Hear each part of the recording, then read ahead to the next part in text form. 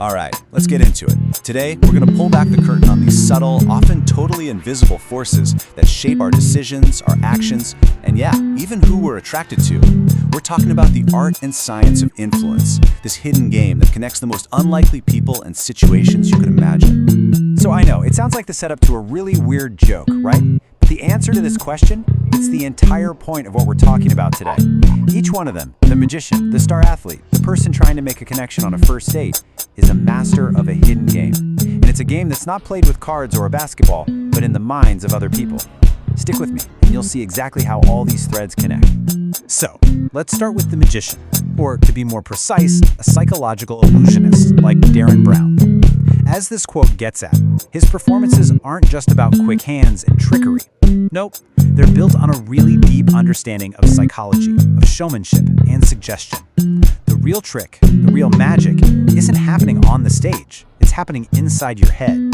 At the very heart of all of this is a concept you've probably heard of: misdirection. Now, on the surface, it's just, look over here while I do something over there. But it's so much deeper than that. It's about strategically guiding someone's attention, their thoughts, and even their assumptions. And, as we're about to see, this principle pops up way beyond a magic show.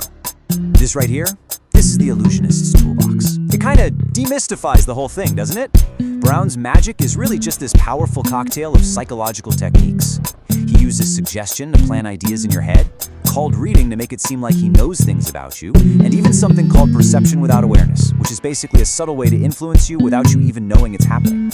So it's not supernatural at all. It's a masterful application of cognitive science.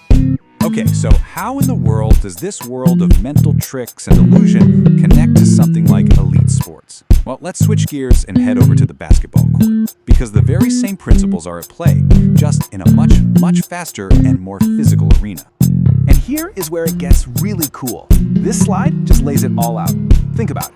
Where an illusionist uses suggestion to influence a mental choice, an athlete like Michael Jordan used motor priming to influence a physical reaction. Where the illusionist uses words to misdirect, Jordan used feints. And where the illusionist reads tiny cues to seem psychic, Jordan read a defender's hesitation to know exactly what they were going to do next. They're both masters of controlling the moment. So that brings us to this term, motor priming. Michael Jordan's famous fadeaway jumper wasn't just some incredible athletic feat, it was a psychological one. Every little hesitation, every turn, every feint, it was all part of a perfectly timed rhythm. And that rhythm was designed to prime the defender's nervous system, basically forcing them to react in a way he could predict. He wasn't just out-jumping them, he was out-thinking them in a split second. What we see as spontaneous genius